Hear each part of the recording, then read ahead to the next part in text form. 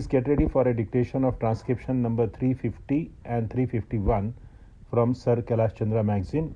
5 seconds. Start. Sir, I was saying that the Indian Airlines Corporation is running at a great loss, and the scheme that has been prepared does not promise any improvements in the earning capacity of the Airlines Corporation. When we are embarking on our expansion scheme, the result may be that if due care is not taken in the beginning and if standardization is not introduced, the losses may mount up. Thus, more of the taxpayers' money may be wasted in the Airlines Corporation. Therefore, sir, I would request the Honourable Minister to be very careful and scrutinize all the expenditure incurred with respect to the Indian Airlines Corporation and the Aviation Department and see that there is no waste. Sir, the Honourable Finance Minister in his budget speech wanted great care to be taken so that there was no wastage in the government's expenditure. I would in this connection like to know from the Minister in charge of this bill what steps are being taken by the government to see that there is no wastage in the Aviation Department. The Air India International is, of course, running at some profit, but it is purchasing 3 more Boeings, and if the present level of travel is not maintained, there is every likelihood that the Air India International may change its profit into loss. Therefore, the Honourable Minister has to be very careful about it. Then, sir, I come to items number 19 and 20, which relate to the Ministry of Education and Archaeology. Here, sir, I would like to draw your attention to the directive principle laid down in our Constitution, where it has been stated that within a certain limit period, adult education and complete literacy will be attained. I am surprised to find, sir, that for this purpose the amount sanctioned is very meagre. The finances of the states are limited. Their resources of income are limited, and what they get from taxes is mostly spent on maintaining law and order and on other items like judiciary and civil administration, etc.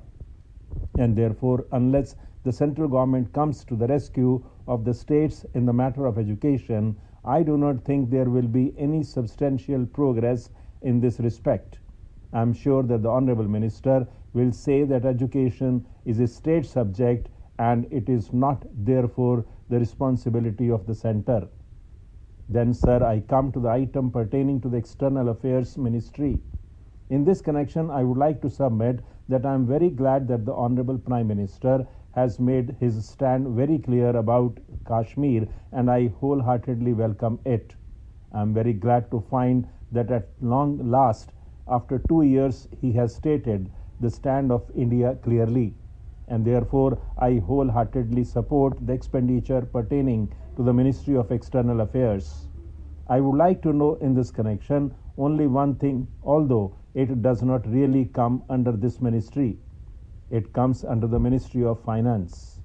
I would like to know the steps taken by the Finance Minister about the settlement of the loan due to India from Pakistan. Some 2 years back, the Honourable Finance Minister had taken a credit entry to nearly rupees 18 crores as 2 installments of the loan payment by Pakistan.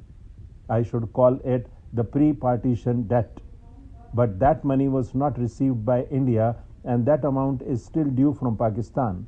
I would like to know from the Finance Minister why this amount of rupees 18 crores was shown as the loan paid by Pakistan. We have done our part of the bargain because in 1950, when Pakistan wanted its share of the cash balances of the Reserve Bank, India immediately paid rupees 55 crores to Pakistan towards its share of the cash balance. But Pakistan has not kept its part of the bargain.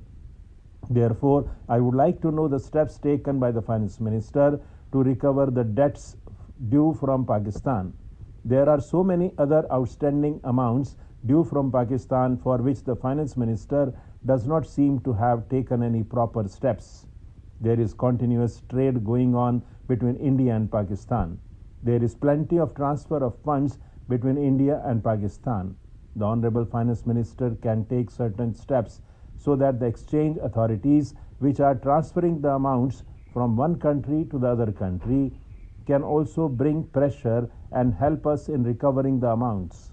Probably the Honorable Minister, being a lawyer, may be thinking along judicial lines, but I never thought along those lines. I did not suggest that we should ask for a decree from the Hague because that is quite impracticable. But there is a practical method of doing it, and that is through trade between the two countries. Then I come to the subject of grants in aid to the states. Sir, more of these grants are made to the state governments.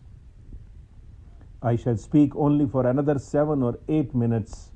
I had intended to speak both about the recruitment to the higher services and the policy of the government with regard to the purchase of the products of the cottage and small scale industries, but I wish to drop the latter subject and confine my attention only to the recruitment to the higher ranks of the defense and civil services.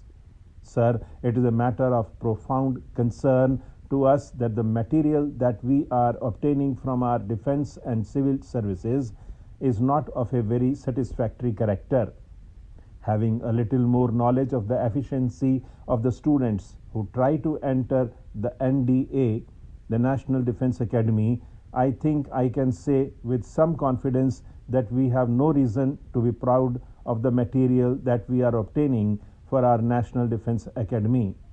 Indeed, persons competent to speak on this subject have said to me from time to time that they are afraid that the standard has deteriorated in the last few years.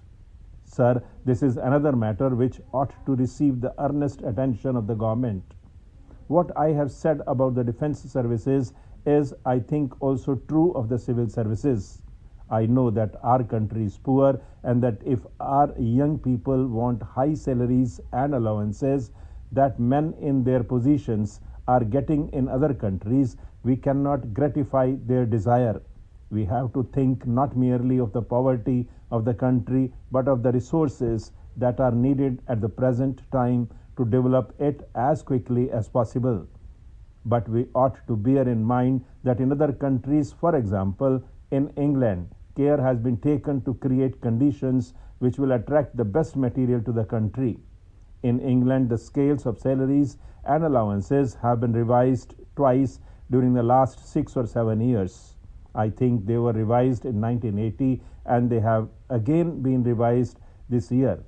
Anyone who knows the scales in force at the present time is aware of the great difference between our scales of salaries and pensions and the British scales of salaries and pensions.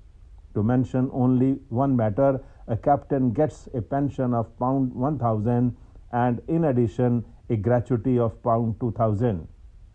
England is a much poorer country today than it was, but it is finding itself compelled to revise the scales of salaries and allowances because it cannot afford to allow its army or even its administrative services to decline its inefficiency. I understand that some time ago, when the scales of salaries and allowances for the defense services were revised, the conditions of service in the higher civil services were also revised, but I do not know how far this revision went and to which services this applied, but the moral of all this is clear. There is need for an inquiry into this matter. We should find out what it is that is holding young men of high caliber back from joining our highest services. Do they want a higher salary? Do they want better allowances? Do they want better education for their children? Or is it anything else? Is it the comparatively young age at which officers of the defense services retire that deters them from joining the defense services? Or is our system of education such as to prevent the country from having young men of the stamp that we require at the present time? In our National Defense Academy, there are 800 or 900 cadets. I have tried to find out how many of these cadets were sons of officers. I do not know whether the information that I have obtained is correct or not, but I understand that they can be counted on the fingers of one hand. I am not at all sorry if there are sons of JCOs and other ranks in the National Defense Academy or sons of people belonging to humble stations in life who have been able to pass the tests laid down for admission to the academy. Indeed, it is a matter of pleasure to me to see that young men from all walks of life can now find it possible to join the academy, but I cannot lightly brush aside the fact that the officers of the army supply only a few young men to our defense services. I do not know whether government have made any inquiry into this matter, but I understand that either the government or the chief of the army staff has had this matter investigated. Stop.